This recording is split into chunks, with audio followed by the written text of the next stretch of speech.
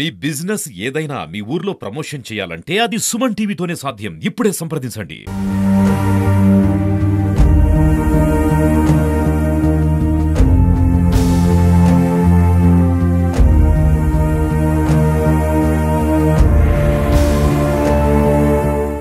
Welcome to Suman TV digital network. నా పేరు బ్రహ్మేంద్ర. మనం ప్రస్తుతం పశ్చిమ గోదావరి జిల్లా తాడేరు గ్రామంలో ఇక్కడ ఆక్వాకల్చర్కి సంబంధించిన రైతుల వద్ద ఉన్నాం. ఇప్పుడు ఆక్వాకల్చర్కి వీళ్ళకి ఇప్పుడిప్పుడే కోలుకుంటున్నాం అన్న దశలో ట్రంప్ తీసుకున్న నిర్ణయానికి అంతా ఆక్వారంగం కుదేలైపోయింది. ఇప్పుడు వీరు ఎటువంటి సమస్యలు ఎదుర్కొంటున్నారో వారి మాటల్లోనే తెలుసుకుందాం. సార్, ఆక్వారంగం ఇప్పుడు ట్రంప్ తీసుకున్న నిర్ణయానికి మీరు ఎటువంటి ఇబ్బంది పడుతున్నారు? మీరు ప్రభుత్వాన్ని ఏం కోరుతున్నారు? ట్రంప్ తీసుకున్న నిర్ణయానికి ఆక్వాకల్చర్ మొత్తం కుదేలైపోతుందండి. దీనికి చాలా భారీ నష్టాల్లోకి వెళ్ళిపోతారు. దీన్ని మోడీ గారి ప్రభుత్వం దీన్ని శ్రద్ధ తీసుకుని కొంచెం ట్రంప్ గారితో సంప్రదింపులు జరిపి దీన్ని కొంచెం లేకుండా మనకి ఆక్వాకల్చర్ బాగుండేలాగా చేస్తే బాగుంటుందని చెప్పి మేము ఆశిస్తున్నామండి. అది జరగకపోతే మటుకి ఆక్వాకల్చర్ మటుకి చాలా ఇబ్బంది పరిస్థితుల్లో ఉంటుందండి. రైతులు ఇంకేమీ చేయలేని పరిస్థితిలో వచ్చారండి. ఇప్పుడు రేటు 40 రూపాయలు 30 రూపాయలు కానీ 40 రూపాయల దాకా ఈ ట్రంప్ తీసుకున్న నిర్ణయం మీద తగ్గించారండి రేట్లు ఎక్స్పోర్టర్స్.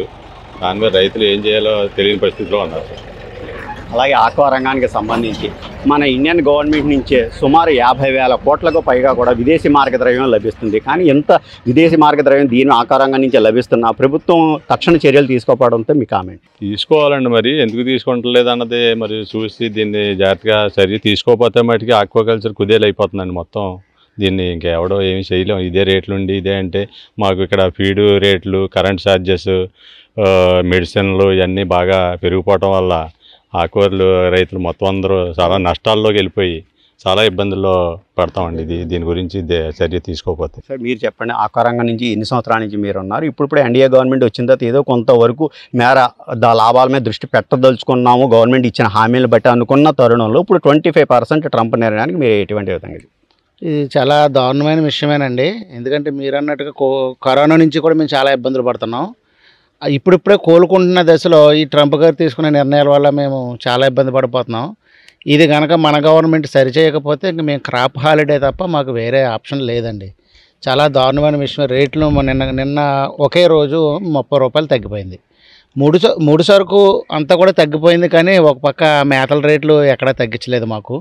వాళ్ళకి అన్నీ సౌకర్యంగానే ఉన్నాయి. అదే మేతల రేట్లు ముడి సరుకు పెరిగితే వెంటనే ఇమీడియట్గా పెంచేస్తారు. అటువంటిది ముడి సరుకు తగ్గి చాలా రోజులైంది. కానీ ఇప్పుడు దాకా కూడా మేతల విషయంలో ఎటువంటి పురోగతి లేదు. మాకు పాత ఛార్జెస్ కొత్తగా తీసేసుకుంటున్నారు.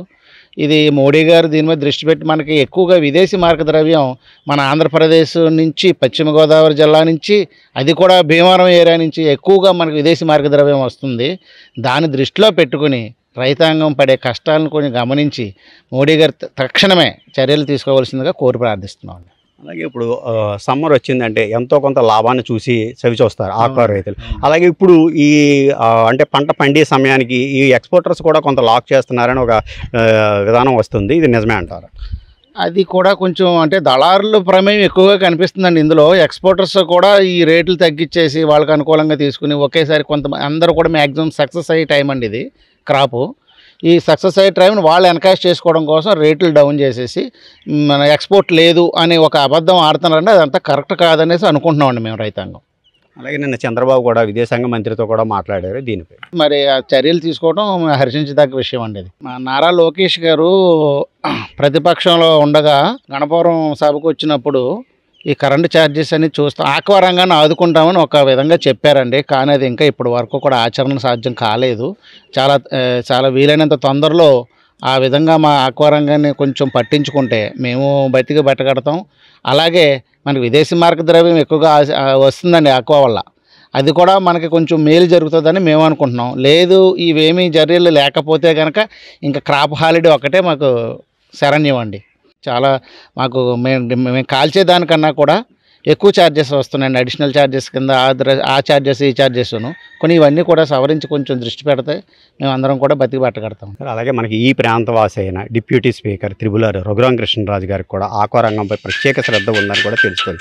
ఆయనపై మీకు ఆయన రైతు బిడ్డే, ఆక్వా రంగం నుంచి వచ్చిన ఆయనకి ప్రతి విషయం తెలుసు.